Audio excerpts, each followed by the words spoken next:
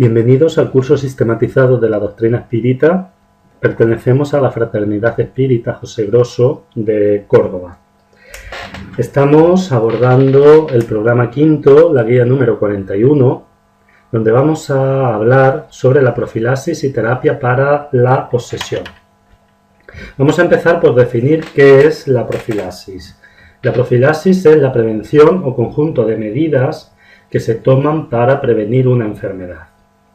Entonces, cuando hablamos de la profilaxis de la obsesión, de lo que estamos hablando es de las medidas que son necesarias tomar para prevenir el proceso obsesivo.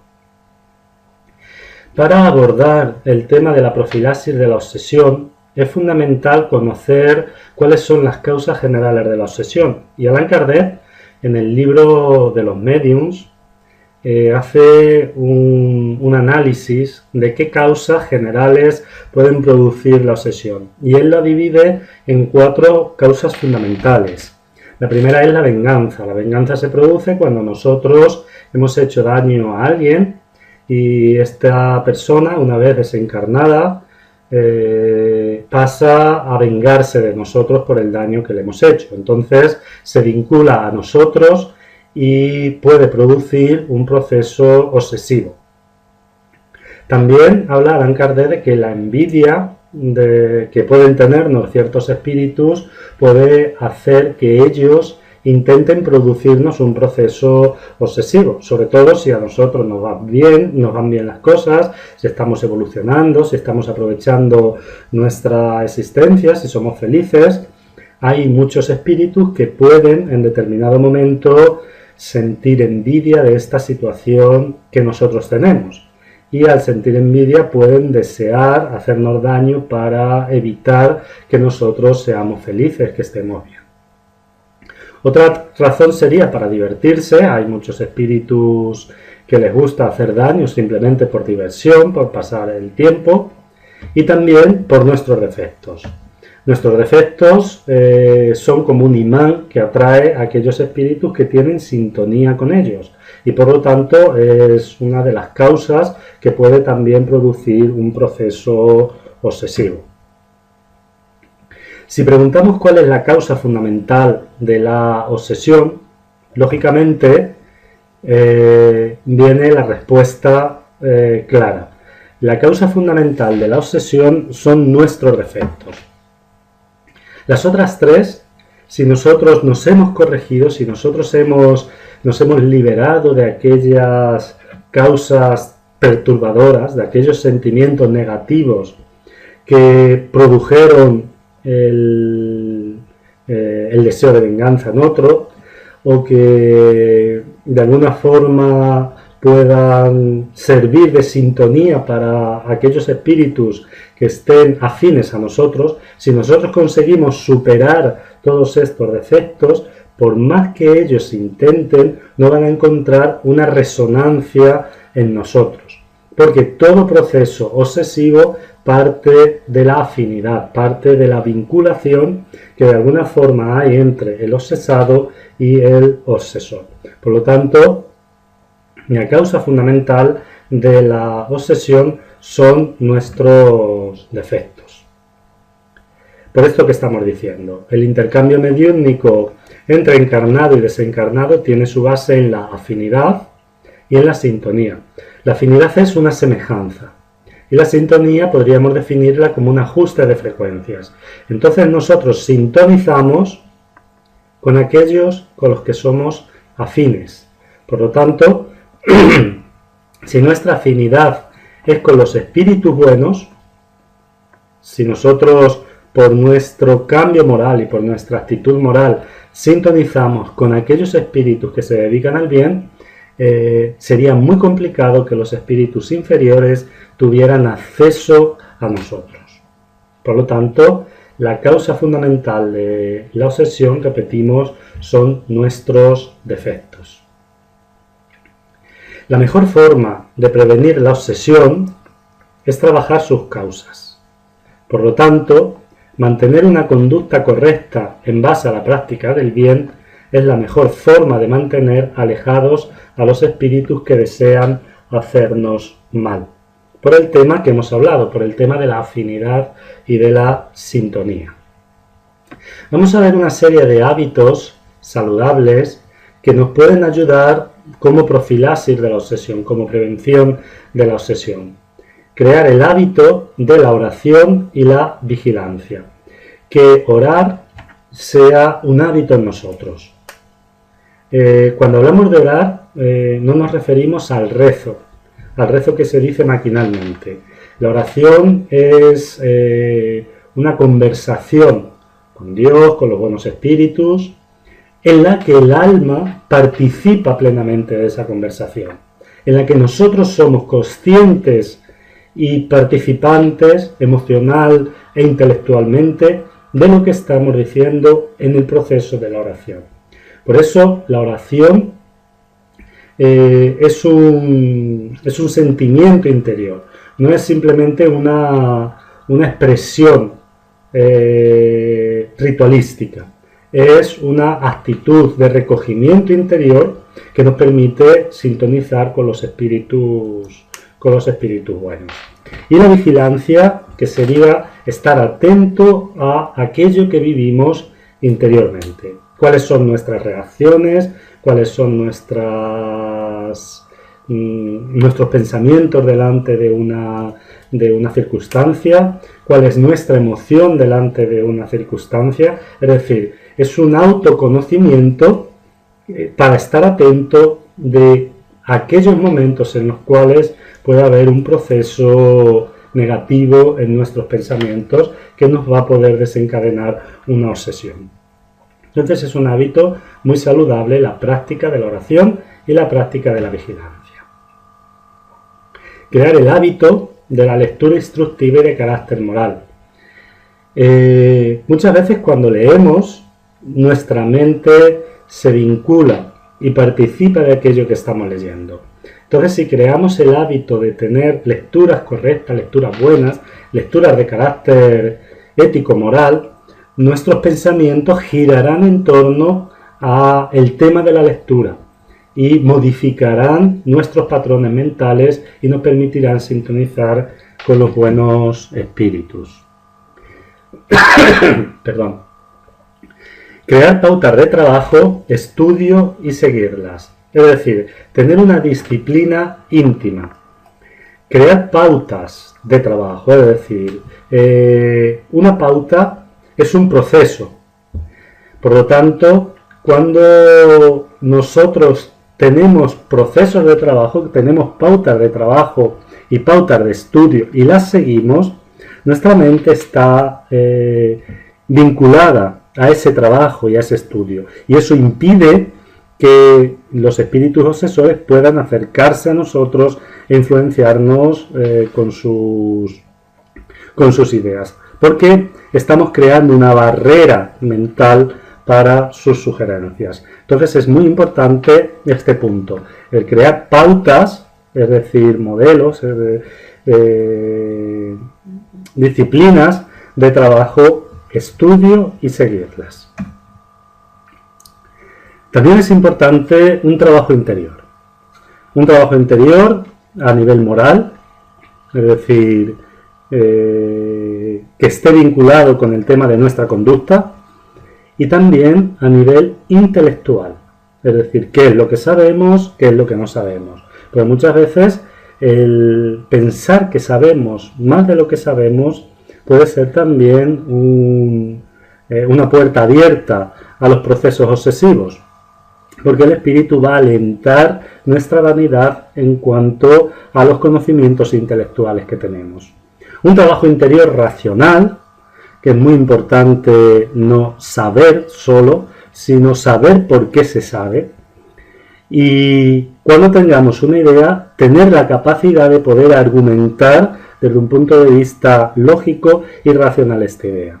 Si nos acostumbramos a esto, tendremos la posibilidad de, cuando recibimos también sugerencias e ideas de los espíritus, poder analizarlas desde una visión racional.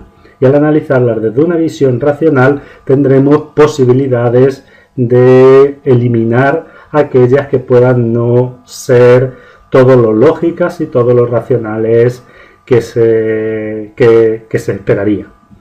También un trabajo interior emocional, es decir, nuestras reacciones, aquellos movimientos interiores que tenemos delante de las circunstancias, y hacer un mapa de nuestro interior para empezar poco a poco a conocernos. Y también un trabajo exterior, es decir, ayudar a los demás, empezando por los que están más cerca de nosotros. Pero además de ayudar a los demás, dentro de nuestro propio compromiso espiritual. Por ejemplo, si somos espíritas y lo hacemos de una forma consciente y nos hemos comprometido con un trabajo, desempeñar el trabajo de la forma más correcta posible. Preparar correctamente ese trabajo, no faltar a este trabajo. Todo esto nos va generando una disciplina y una predisposición íntima de cara a nuestras tareas, a nuestras obligaciones, que es muy útil a la hora de desvincularnos de los procesos obsesivos. Y también ese trabajo exterior de respeto hacia las personas, aprender a respetar constantemente a las personas como ellas son, porque muchas veces nuestro trabajo exterior se dificulta precisamente porque perdemos el respeto de las personas, a las personas, y estamos más preocupados de lo que las personas hacen mal que de lo que nosotros hacemos mal. Y como estamos tan preocupados del resto, no hacemos ese trabajo interior y perdemos la objetividad a la hora de evaluar nuestro mundo mental. Por lo tanto, es muy importante direccionar esa fuerza de trabajo interior y exterior hacia nosotros mismos, sin preocuparnos de si los demás lo están haciendo bien o no lo están haciendo bien. Esto es un respeto importante que debemos tener hacia el prójimo. Un autoconocimiento es resultado de este trabajo interior. El autoconocimiento tiene como meta el metaestado, es decir, tomar conocimiento de nuestros estados, de nuestras emociones, de cómo nos sentimos y vivir de alguna forma cómo realmente nos sentimos, porque la única forma de saber cómo nos sentimos es vivir y participar de cómo nos sentimos, de nuestras emociones. Y metacognición, es decir, un conocimiento de nuestras ideas, de nuestros pensamientos, un conocimiento de nuestros conocimientos, de aquello que sabemos, y someterlo también a un análisis crítico y a un proceso racional. La terapia. Hemos dividido la terapia de la obsesión en 4 partes, que es la identificativa, la conductual, la fluídica y la médica. La identificativa hace parte al primer proceso, en el que hay que identificar el proceso obsesivo. Posteriormente viene la terapia conductual, que es la más importante, porque si no hay una terapia conductual no puede haber un proceso de sanación dentro del campo de la obsesión. También la fluídica en ciertos casos, y por último la médica cuando sea necesaria. Vamos a ir viendo muy rápidamente cada una de estas fases de la terapia. La primera es la identificación. Quiero mencionar a Jonah de Angelis en su libro El despertar del espíritu, cuando habla de la técnica de la escritura. Ella dice que para identificar ciertos procesos internos muchas veces es muy útil tener un control tanto cuantitativo como cualitativo de esos procesos internos. Y una forma de tenerlo es escribiendo esos procesos internos. Es decir, ¿cómo me he sentido? No solo pensarlo, sino escribir cómo nos hemos sentido. Y no solo cómo nos hemos sentido, sino cuántas veces, por ejemplo, a lo largo del día, nos hemos sentido de esa forma. Así tendremos un control tanto cualitativo como cuantitativo de nuestros procesos mentales y podremos identificar que cuando, por ejemplo, la persona X dijo algo desagradable al respecto de mí, yo me sentí de esta forma y durante tantas veces o tanto tiempo a lo largo del día. Y esto va permitiéndonos tener cada vez más un control y un conocimiento de nuestro interior. La identificación, vamos a dar una serie de pautas que pueden indicar un proceso obsesivo. Quiero decir que estas pautas, pueden indicar un proceso obsesivo. No significa que porque tengamos una o alguna de estas pautas, esto sea irremediablemente ya un proceso obsesivo. Puede ser que nosotros tengamos, por ejemplo, la primera, dificultad de concentrarnos porque tengamos esa incapacidad de poder concentrarnos a la hora de leer, de orar, de meditar, de actos comunes, porque posiblemente no tengamos el hábito. No estamos hablando de que estos procesos de los que vamos a hablar, estas ideas de las que vamos a hablar, sean 100% relevantes o referentes de un proceso obsesivo. Se trata de que pueden identificar un proceso obsesivo y le cabe a la persona saber si está dentro de una de estas pautas, si es por un proceso obsesivo o si es una característica propia. Lo importante de todas formas es que podemos trabajar en cada una de ellas para ir poco a poco superándonos. Entonces, cuando hay dificultad de concentrarse, tanto en la lectura, en la oración, en la meditación, como en los actos comunes, puede haber un proceso obsesivo incipiente, porque, como hemos visto anteriormente, la lectura buena, la oración, la meditación, nos permiten sintonizar con los buenos espíritus. Una de las técnicas de los espíritus obsesores es que cuando vamos a orar o cuando vamos a leer, impiden, por intermedio de una sugestión, que nosotros tengamos la mente puesta en esto que vamos a leer, para que no les hagamos la barrera que esa lectura, que esa oración o que esa meditación pueden provocarle. Entonces, si tenemos esta dificultad de concentrarnos, puede ser indicio, repetimos, puede ser, no es que sea siempre, indicio de un proceso obsesivo incipiente que hay que controlar y que hay que atajar. Ya veremos más adelante, cuando hablemos las terapias, de cómo atajar este proceso. Perdón.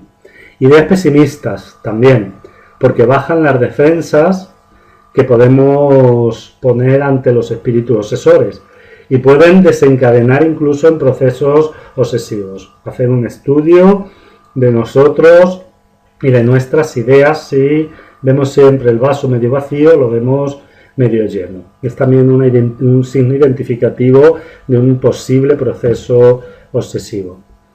Las quejas constantes, porque indican transferencias psicológicas de la responsabilidad. Los espíritus superiores saben que si nosotros no asumimos la responsabilidad de nuestros actos, no trabajamos para la liberación de aquellas características que puedan no ser positivas. Entonces pueden incitar esa queja constante y esa transferencia psicológica de la responsabilidad hacia terceras personas. También cuando buscamos hacernos las víctimas, cuando pensamos que nadie nos quiere, que todo el mundo está en nuestra contra. Perdón. Es también identificativo de un proceso obsesivo. Es muy parecido al anterior porque cuando nos hacemos las víctimas tampoco estamos asumiendo nuestra parte de la responsabilidad delante de las circunstancias y delante de las situaciones que la vida nos depara. Por lo tanto, cuando pensamos que nadie nos quiere, que todo el mundo está en nuestra contra, de alguna forma estamos pensando que nosotros tenemos la razón y que es el resto quien está mal. Por lo tanto, es un proceso que puede identificar también un proceso de obsesión, una obsesión. Es más de lo mismo, culpar de todo a los demás. Seguimos transfiriendo a los demás la responsabilidad de lo que nos pasa. Pensamos que aquello que nos pasa es culpa siempre del otro. Muchas veces transferimos esa culpa a los demás, a los que más cercanos están, otras veces a la vida, otras veces a Dios. Es algo que también hay que estudiar porque puede ser identificativo de un proceso obsesivo. Este es uno de los más importantes, rehuir a la idea de la obsesión. Cuando creemos que estamos bien y que un proceso obsesivo nunca nos puede afectar a nosotros. El hecho de pensar que un proceso obsesivo nunca nos puede afectar a nosotros nos libera o nos quita las herramientas para poder luchar en relación a la obsesión. Porque si yo pienso que no tengo una obsesión, lógicamente no voy a trabajar para liberarme de una obsesión que creo no tener. Por lo tanto, si rehuimos de forma sistemática a la idea de que podemos tener un proceso obsesivo, sobre todo cuando hay gente que nos puede indicar que podríamos estar bajo ese proceso obsesivo, es también una identificación o un patrón indicativo de que puede existir esa obsesión. Cuando estamos en procesos de ansiedad, de tristeza, de desánimo, son bastante comunes en los procesos obsesivos. La ansiedad es una angustia interior que muchas veces tiene una causa, pero que otras veces no tiene una causa concreta y nosotros, sin embargo, estamos ansiosos. Esta ansiedad puede ser resultado de que percibamos de alguna forma que hay algo que no está bien ahí dentro, que hay algo que no funciona correctamente dentro de nosotros, y esto de una forma inconsciente nos produce esta ansiedad, y esto que percibimos a veces puede ser un proceso obsesivo. Entonces, si tenemos esa ansiedad indeterminada que no sabemos por qué se produce, podríamos estar hablando también de la posibilidad de un espíritu obsesor. Tristezas sin ningún motivo o desánimo pueden ser también causados por estados emocionales que siente un espíritu y que nos los transmite a través de su influenciación. Entonces son bastante comunes en los procesos obsesivos y habría que estar atentos. Si estos sentimientos, estos estados, estas emociones no son producto de un proceso obsesivo, igualmente hay que identificarlas y combatirlas, porque pueden desencadenar procesos patológicos como depresión u otras enfermedades de orden psicológico. Episodios de llanto sin causa justificada, como resultantes de las emociones que vimos anteriormente. Y una fenomenología mediúnica perturbadora. Si hay una fenomenología mediúnica perturbadora, lógicamente tenemos que pensar en espíritus inferiores que están usando nuestras facultades mediúnicas. Es muy importante entender que la mediunidad no tiene por qué manifestar ningún problema ni conflicto. Si la mediunidad presenta un problema o un conflicto, es porque el medium tiene ese problema o ese conflicto. Es muy importante que el medium se conscientice de esto. Entonces, la mediunidad es una facultad neutra y cualquier manifestación perturbadora del proceso mediúnico puede tener como causa una obsesión. Otra de las causas que pueden identificar un proceso obsesivo es cuando hay ciertos cambios en nuestra interrelación personal sin una causa justificada. Por ejemplo, cuando nuestro comportamiento en la familia cambia a nivel laboral, social, sexual, etc. todos estos cambios en la interrelación personal pueden identificar un proceso obsesivo y habría que tener mucho cuidado con eso.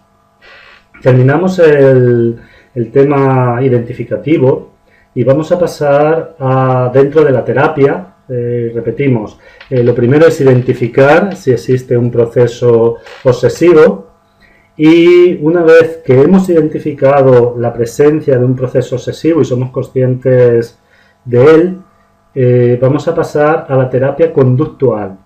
Es la base del proceso terapéutico de la obsesión, sin el cual los demás métodos carecerán de utilidad.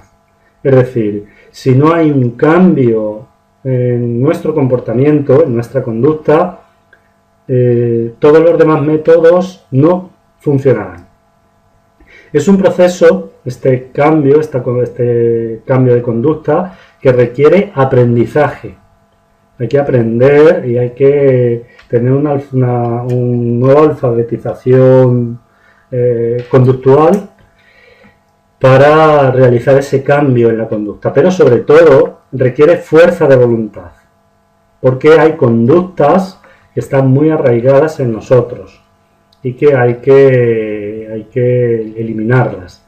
Estas conductas son las desencadenantes del proceso obsesivo, pero también hay conductas que son resultantes del proceso obsesivo. Por lo tanto, ese cambio de conducta, ese cambio de comportamiento es fundamental a la hora de liberarnos de la obsesión. Es también necesario para este proceso la concienciación plena de la persona que sufre obsesión, es decir, debe tomar conciencia, participar y saber que está dentro de ese proceso obsesivo. No solo de que está sufriendo un proceso obsesivo, sino de que desea liberarse de él y de que esto conlleva un esfuerzo.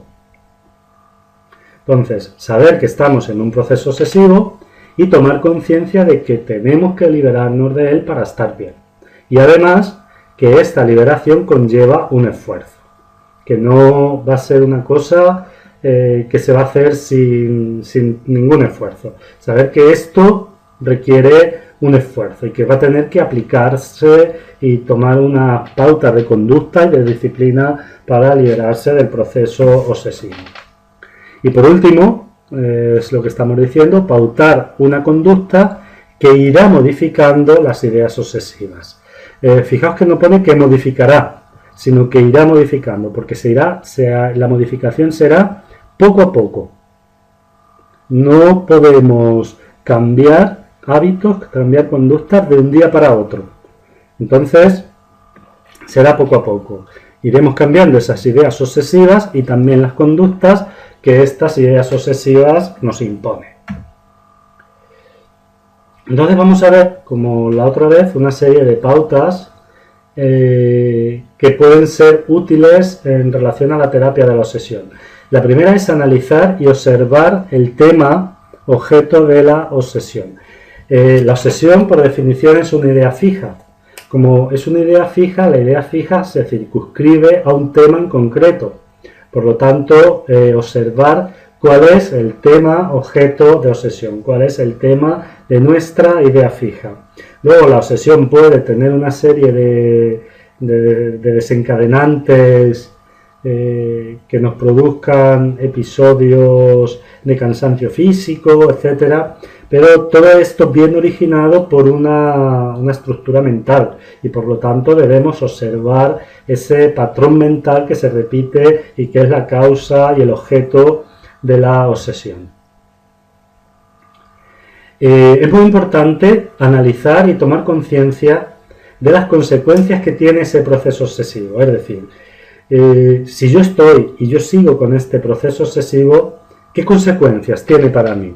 ¿Cómo me va a hacer sentir? ¿Cómo me voy a sentir o cómo me siento con este proceso obsesivo?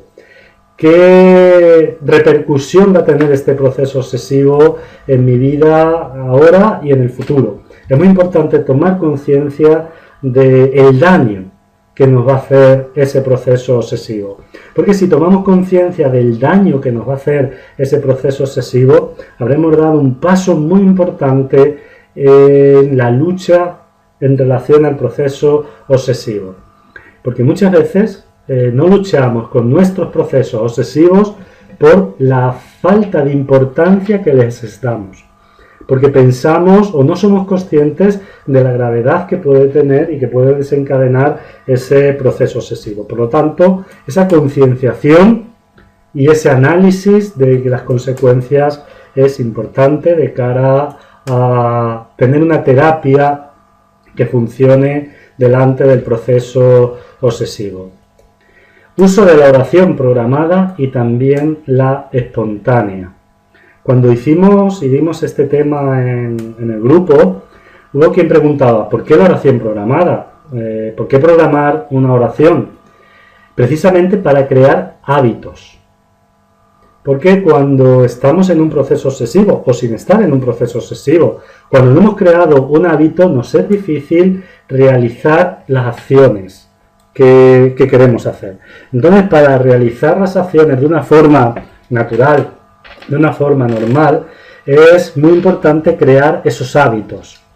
Entonces, la oración programada nos permite crear el hábito diario de la oración. Por ejemplo, al levantarnos, tener esa programación, es decir, cuando me levante, lo primero que hago, por ejemplo, es hacer una oración. Entonces, si creo ese hábito, en el momento que me levanto, lo primero que voy a hacer, de forma automática, va a ser la oración de levantarnos, ¿no? Nos vamos a levantar y vamos a hacer una oración. Y esta oración nos va a permitir tener nuestra estructura psíquica y espiritual vinculada al bien. Y esto nos puede ayudar mucho a lo largo del día. Es como que vamos a tener una protección a lo largo del día. Y también usar la oración espontánea, es decir, en el momento que sentimos que nuestros pensamientos se desvían de nuestro trabajo, o se desvían de la práctica del bien, o tenemos una reacción incorrecta delante de alguien, usar la oración para cambiar ese pensamiento. Es muy importante, por lo tanto, esa oración programada y esa oración espontánea. Y cuando hablamos de oración es en base a la explicación que dimos al inicio de la exposición. No un rezo automático, sino una participación emocional del proceso de la oración. Un análisis de nuestro comportamiento delante de nuestros familiares. ¿Por qué delante de nuestros familiares y no delante de todo el mundo? Porque generalmente los vínculos que tenemos muchas veces con nuestros familiares tienen vinculación también con los procesos obsesivos que podemos estar sufriendo nosotros o que pueden estar sufriendo ellos. Además, delante de nuestros familiares nosotros somos como realmente somos. Porque muchas veces delante de la sociedad tenemos una máscara que nos es necesaria para tener una vida coherente, una vida, digamos, normal de cara a la sociedad. Lógicamente, si yo soy una persona que tengo una cierta agresividad y llego al trabajo y tengo esa agresividad con mi jefe, eso me va a dificultar, lógicamente, mi puesto en la empresa. Entonces, generalmente, no digo que no haya quienes no actúen así, pero generalmente con nuestros familiares somos más nosotros. Y cuando salimos de cara a las terceras personas nos cohibimos un poco. Entonces es importante primero analizar nuestro comportamiento delante de aquellos que están conviviendo con nosotros. Porque quizás ese comportamiento va a permitir tener una mejor visión de cómo somos que el comportamiento que podamos tener con terceras personas. Además, como nuestros deberes más importantes son y están delante de nuestros familiares, lógicamente hay que analizar cuál está siendo nuestro comportamiento delante de ellos. Se puede usar la técnica de la escritura de la que hablamos cuando hacíamos mención a Juana de Ángelis. También, además, tener un análisis o hacer un análisis de nuestro comportamiento en la sociedad, en el trabajo, con nuestros amigos y enemigos. Fundamentalmente para identificar si hay cambios injustificables y relevantes en nuestra forma de actuar y si estos cambios pueden estar motivados por un proceso obsesivo. Un estudio disciplinado y racional de la doctrina espírita. Aquí ya no estamos hablando de una lectura en un momento, sino de un estudio, es decir, adquirir conocimiento de lo que nos dice la doctrina espírita. Este estudio, para ser efectivo, debe ser disciplinado, pero no solo disciplinado, sino también racional de la doctrina espírita. La doctrina espírita se caracteriza por presentarnos de forma racional todas sus propuestas. Entonces, cuando nos presenta una propuesta, la doctrina espírita explica el por qué esta propuesta es así. Por lo tanto, no se trata de leer y memorizar y asumir y admitir en lo que nos propone la doctrina espírita, sino de analizarlo racionalmente, para participar cognitivamente de esto que está proponiendo la doctrina espírita y que no sea simplemente una mera creencia en lo que los espíritus han dicho o lo que la doctrina espírita nos propone. Una propuesta efectiva de un cambio en nuestro comportamiento, es decir, proponernos realmente hacer o tener un cambio en nuestro comportamiento, identificando qué cosas hay que cambiar. Tiene que ser una propuesta firme y una propuesta efectiva. No una propuesta generalizada, porque generalmente las propuestas generalizadas nunca se llevan a cabo, sino una propuesta concreta, es decir, tengo X problema o X defecto y me lo voy a quitar. ¿Y cómo voy a hacer para quitarme este defecto y este fallo y esta conducta? Entonces, esa esquematización de ese proceso de cambio en nuestro comportamiento es muy interesante y muy importante. Usar las técnicas del basta y del cambio frente a los pensamientos obsesivos.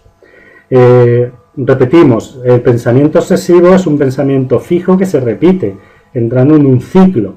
Termina y empieza, termina y empieza. Entonces, usa la técnica del basta. Podemos decirlo incluso en voz alta. Basta. Voy a cambiar de pensamiento.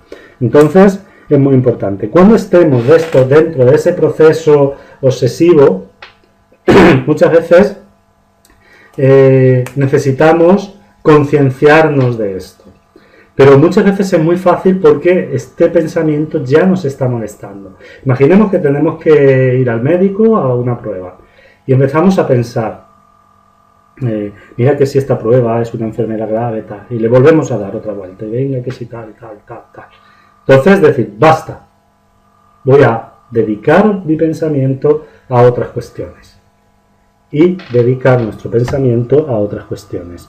Si volvemos a recurrir, volver a decir basta. Entonces, con estas técnicas del basta y del cambio, poco a poco, repito, poco a poco, no es que se va a conseguir de un momento para otro, poco a poco iremos disciplinándonos para que en el momento que identifiquemos el pensamiento obsesivo, reaccionar delante de él. Análisis de las mejoras si las hubiere en nuestro estado. Es importante analizar si vamos mejorando. Primero, porque si no vamos mejorando hay algo que no se está haciendo bien. Y en segundo lugar, porque si hay un poquito de mejora, esto nos estimula, esto nos ayuda, esto nos permite continuar. Es como cuando te pones a dieta y ves que vas perdiendo. Si ves que vas perdiendo, si te das cuenta que has perdido, esto te motiva para seguir. Y si ves que no has perdido, puedes pensar que hay algo mal que se está haciendo. Entonces, es el mismo proceso en el proceso del análisis de las mejoras que vamos a tener en el proceso de la obsesión, en el proceso de la terapia de la obsesión. Repetirnos cada día, la necesidad de continuar con la terapia. Es lo primero que tenemos que repetirnos. Tengo que continuar con la terapia. Puede que todavía no haya tenido los resultados que quería, pero tengo que continuar. Si abandono la terapia es cuando pierdo el trabajo que he realizado y además tengo que volver a empezar en el futuro. Por lo tanto, es muy importante, una vez empezada la terapia para liberarnos de un proceso obsesivo, continuarla hasta el final. Y concienciarnos de esa necesidad de continuar con la terapia. La paciencia, el perdón delante del obsesor, porque muchas veces los obsesores son muy persistentes. Y si nosotros perdemos la paciencia, le estamos dando campo abierto. Tenemos que ser pacientes delante de la terapia. La obsesión no se libera o no se supera de un día para otro. Es un proceso lento, es un proceso gradual, es un proceso que requiere un tiempo y es necesario ser paciente delante de este proceso. Si analizamos realmente el tema, la impaciencia lo único que trae son perjuicios.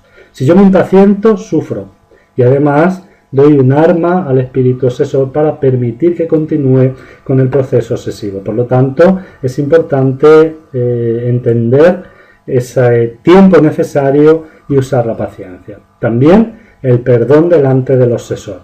Y ese perdón delante del obsesor se manifiesta en el perdón que podemos hacer o que podemos ofrecer al resto de personas. Esto es muy importante, reconocer que la obsesión nace en nosotros.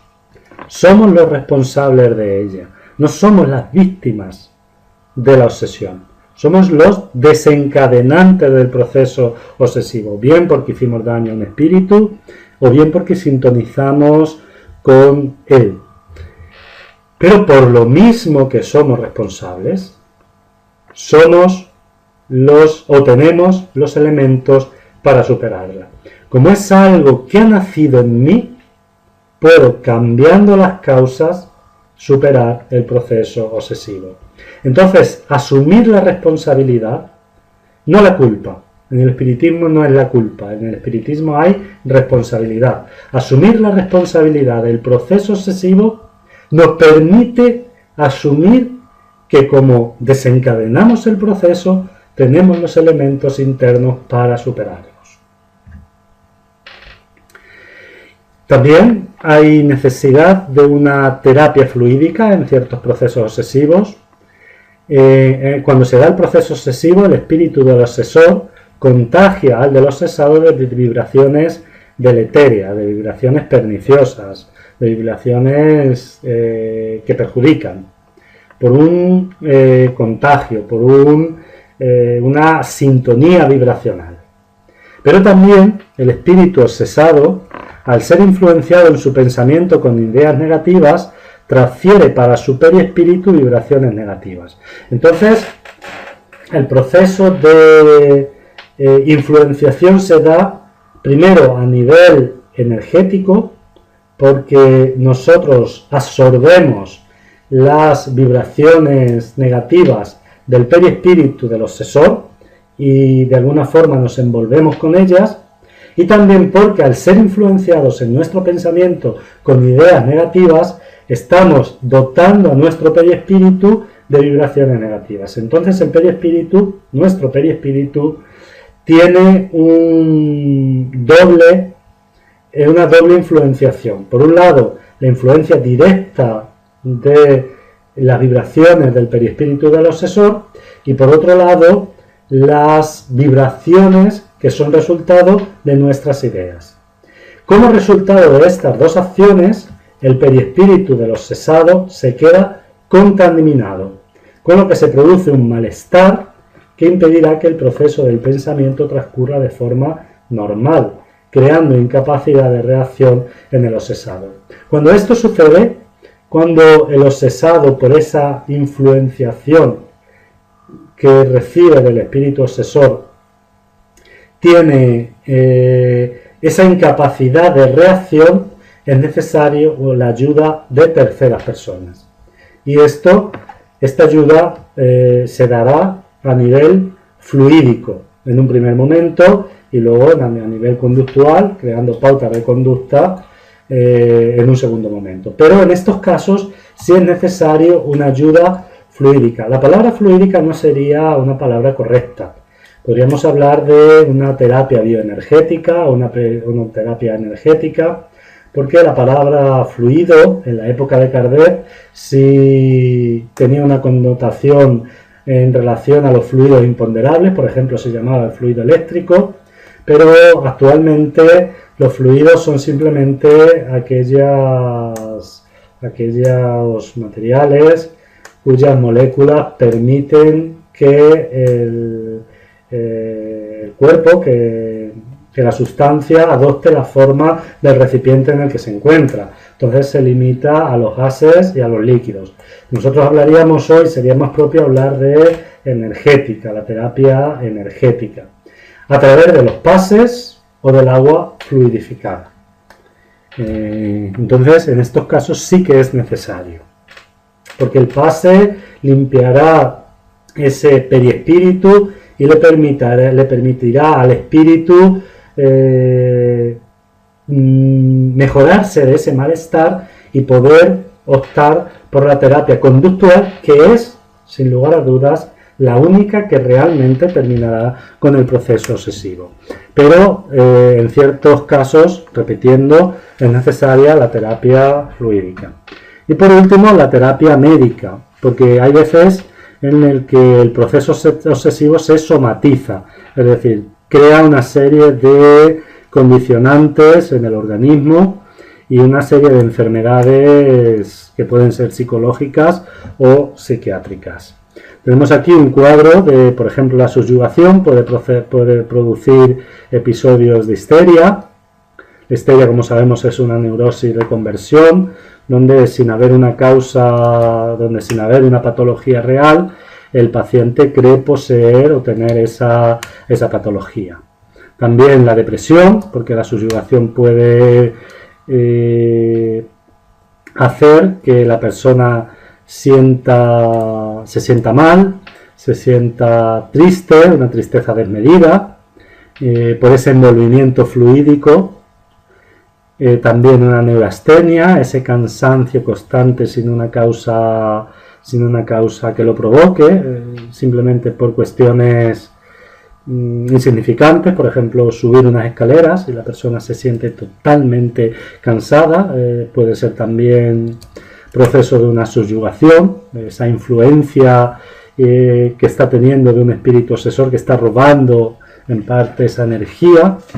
Trastornos del vicio en general, todo lo que sea un vicio arraigado puede ser un proceso de subyugación, donde hay una simbiosis entre el espíritu desencarnado y el encarnado, incluso procesos de esquizofrenia, donde la persona llega a un momento que pierde la capacidad de vivir en un mundo normal, en un mundo real, y vive en su propio mundo. La fascinación, a su vez, puede producir paranoia de cualquier tipo. Una de las variantes sería los delirios mesiánicos. La persona se siente como con una misión y se siente que es un elegido de Dios, que se comunica con Dios. Todo esto puede conllevar un fanatismo irracional, deseos irreales, aceptar ciegamente lo que dicen los espíritus sin un análisis objetivo, etc. Entonces, cuando casos de obsesión desencadenan en estos episodios, pues es necesaria ya una terapia médica, que puede ser, cuando digo médica no me refiero solo a la psiquiátrica, sino me refiero a la profesional. Puede ser dentro de la psicología o dentro de la medicina, en el ámbito de la psiquiatría. Entonces, como hemos visto, la terapia de la obsesión empieza por su prevención. Es importante prevenirla, porque una vez que se instala el proceso ya es más complicado. Y la terapia tiene esas 4 variantes. La primera, identificativa, tener un diagnóstico, por así decir, una identificación del proceso obsesivo. Posteriormente, cambiar patrones de conducta, a la vez, si es necesaria una ayuda fluídica, una ayuda energética, propiciar esa ayuda energética. Y para los casos donde se ha somatizado, pues a la vez que se está recibiendo la ayuda espiritual, la ayuda espírita, pues acompañarla con una ayuda o bien psicológica o bien médica dentro del campo de la psiquiatría, dependiendo del grado de gravedad. Con esto terminamos la clase. Hemos intentado hacerla lo más esquemática posible, porque de todos estos temas podríamos hablar muchísimo más. Pero bueno, con esto ya podemos tener una idea, aunque superficial, de la profilaxis y de la terapia de la obsesión.